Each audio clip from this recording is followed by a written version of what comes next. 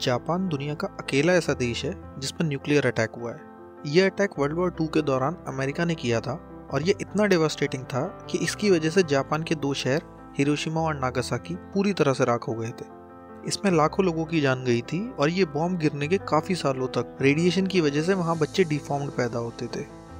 लोगों में कैंसर जैसी बीमारियाँ बहुत ज़्यादा सामने आने लगी थी। यहाँ तक कि आज भी इन बॉम्ब के बहुत से इफेक्ट्स इन रीजन्स में दिखाई देते हैं। इस सब के बाद भी ऐसा क्यों है कि जापान की 75% से ज़्यादा पॉपुलेशन यूएसए को एक फ्रेंडली और फेवरेबल नेशन मानती है। जापान और यूएसए में बहुत स्ट्रॉन्ग मिलिट्री, पॉलिटिकल और इकोनॉमिक टाइज हैं। यहाँ तक कि ये मिलिट्री एलाइज हैं। इनकी बॉन्डिंग इतनी स्ट्रॉन्ग है कि अगर आप जापान पे अटैक करते हो तो समझ जाओ कि आपने यूएसए पर ही अटैक कर दिया है।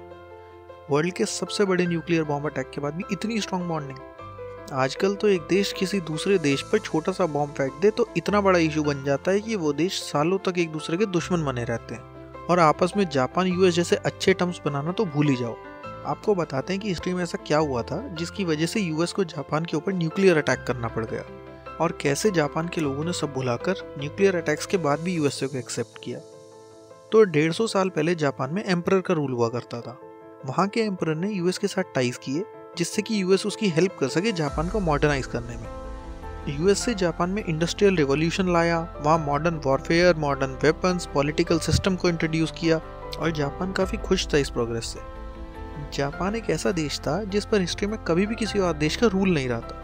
ये हमेशा से इंडिपेंडेंट था और यूएसए का रोल बहुत ही इंपॉर्टेंट था जापान की मॉडर्नाइजेशन में। दोनों देशों के बीच काफ़ी अच्छे रिलेशंस थे, फ्रेंडली और कोऑपरेटिव, ना कि इंडिया के ब्रिटिश रूल के जैसे। यूएस और जापान के रिलेशंस इतने अच्छे थे कि इन्होंने मिलकर वर्ल्ड वॉर 1 में जर्मनी के खिलाफ लड़ाई भी की थी और 1919 में जीते भी थे। पर यहाँ से ही सिचुएशन खराब होनी शुरू हो गई। वर्ल्ड वॉर 1 के बाद जापान एशिया में एक सुपर पावर बनकर इमर्ज कर रहा था। ये इतना पावरफुल बन चुका था कि इसके कंपैरिजन में कोई भी एशियन नेशन खड़ा नहीं हो सकता था। वर्ल्ड वॉर 1 जीतने के बाद जापान की सबसे मेजर डिमांड ये थी कि जर्मनी ने एशिया की जिन जिन टेरिटरीज पर भी कब्जा कर रखा था वो सब जापान को दे दी जाए। इसमें एक बहुत बड़ा हिस्सा तो चाइना का ही था। यूएसए को ये बात बिल्कुल पसंद नहीं आई। वेस्टर्न कंट्रीज चाहते थे कि इन सब कंट्रीज को इंडिपेंडेंट कर दिया जाए। इससे आप वेस्टर्न कंट्रीज के डबल स्टैंडर्ड समझ ही सकते हैं। एक तरफ यूरोप के कई देश जैसे कि ब्रिटेन, फ्रांस, पोर्चुगल एशिया के कई सारे देशों पर कब्जा करके बैठे थे जैसे कि इंडिया, बांग्लादेश, पाकिस्तान। और दूसरी तरफ वो ये बिल्कुल नहीं चाह रहे थे कि एशिया का कोई भी देश इतना पावरफुल बने कि वो किसी और देश पर कब्जा कर सके। ये हिपोक्रेसी जापान को पसंद नहीं है। वो खुद को एक सुपर पावर मान चुका था। जापान का कहना था कि अगर किसी भी एशियन कंट्री पर किसी और का रूल होगा तो वो एक एशियन कंट्री का ही होगा। और फिर जापान ने अपनी इस एक्सपेंशन वाले एटीट्यूड को जारी रखा और एक एक करके देशों पर कब्जा करना शुरू कर दिया। एक तो यूरोपियंस को ये बात पहले ही पसंद नहीं आ रही थी, ऊपर से जापान ने उन्हें बोल दिया कि उन्होंने जिस जिस एशिया के देश पर भी कब्जा कर रखा है या तो उन्हें इंडिपेंडेंट कर दे या फिर उनका कंट्रोल जापान को दे दे। नहीं, इंडिया के फ्रीडम में भी जापान का बड़ा रोल था। जापान ने सुभाष चंद्र बोस की मदद की थी आज़ाद हिंद फौज यानी कि इंडियन नेशनल आर्मी बनाने में। ये बात ना तो ब्रिटिशर्स को पसंद आई और ना ही यूएसए को। इसके बाद तो ये दोनों जापान के बिल्कुल ही एंटी हो गए। वर्ल्ड वॉर 2 के टाइम पे सिचुएशन इतनी ख़राब हो गई कि यूएसए और ब्रिटेन के अगेंस्ट में जाके जापान ने जर्मनी यानी कि हिटलर से हाथ मिला लिया। अब वर्ल्ड वॉर में एक तरफ थे यूएसए और यूके और दूसरी तरफ थे जर्मनी और जापान। यूएसए ने भी वॉर में एक्टिवली पार्टिसिपेट करना शुरू नहीं किया था। वो अभी सिर्फ अपनी आर्मी, नेवी, एयरफोर्स को प्रिपेयर कर रहा था in case of possible attack. Japan को इस प्रिपरेशन से लगा कि यूएस उस पर अटैक करने वाला है। इस चक्कर में उसने पर्ल हार्बर पर यूएस नेवी के ऊपर इतना बड़ा अटैक किया कि यूएस नेवी डेवास्टेट हो गई। इस अटैक के बाद यूएस और जापान के रिलेशंस बहुत ज़्यादा बिगड़ गए और वर्ल्ड वॉर 2 में इनकी एग्रेसिव लड़ाई शुरू हो गई। वर्ल्ड वॉर 2 खत्म होते होते जापान एशिया के बहुत सारे देशों पर कब्जा कर चुका था। ये मैप देखिए, मलेशिया से इंडोनेशिया, फिलीपींस, यहाँ तक के लगभग आधे चाइना पर भी जापान का कब्जा था।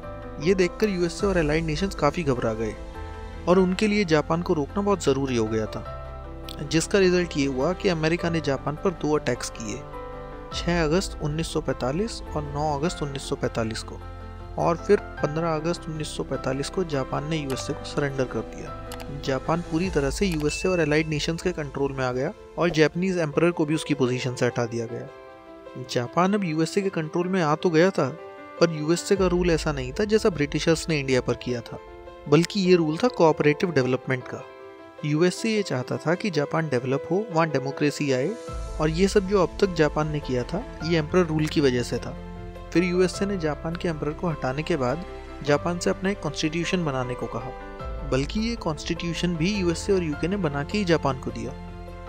वहाँ लेबर यूनियंस डेवलप की गई, विमेन को वोटिंग राइट्स नहीं थे, उन्हें वो दिए गए। जापान में डेमोक्रेसी एस्टेब्लिश हुई, पॉलिटिकल गवर्नेंस के पूरे इंफ्रास्ट्रक्चर को डेवलप किया गया। जापान को इतना कैपेबल बनाया गया कि आगे से वो अपनी गवर्नमेंट खुद चला सके। और उसके बाद यूएस ने जापान को उसके हाल पर छोड़ दिया।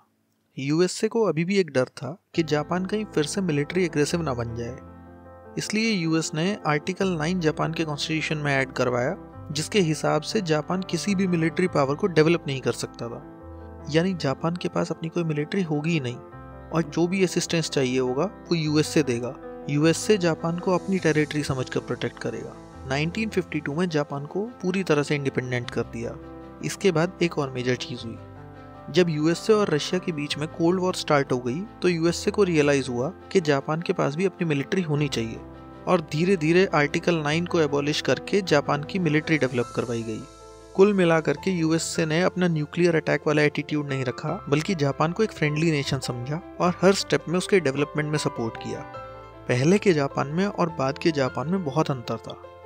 एम्परर के रूल में वहाँ के लोगों का ओपिनियन सप्रेस किया जाता था, वहीं डेमोक्रेसी के बाद लोगों के ओपिनियन को बहुत ज़्यादा वैल्यू दी जाने लगी। वहाँ के लोग भी यूएसए के सपोर्ट में थे और इसीलिए जापान और यूएसए के रिलेशन सुधरते चले गए।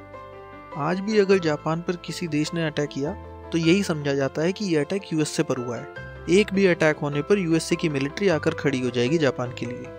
लेकिन फिर भी जापान अपनी मिलिट्री बढ़ा रहा है, एडवांस्ड वेपन्स खरीद रहा है। क्यों? क्योंकि एशिया में जिस स्पीड से चाइना ग्रो कर रहा है, जापान रेडी रहना चाहता है किसी भी अनएक्सपेक्टेड सिचुएशन के लिए। और चाइना की ग्रोथ को देखते हुए इंडिया को भी मॉडर्न वेपन से लेकर अपनी मिलिट्री तक किसी भी चीज़ में कमी नहीं छोड़नी चाहिए। अगर आपको ये वीडियो अच्छी लगी, प्लीज़ सब्सक्राइब दिस चैनल, ये हमारे लिए बहुत मैटर करता है। मिलते हैं आपसे नेक्स्ट वीडियो में।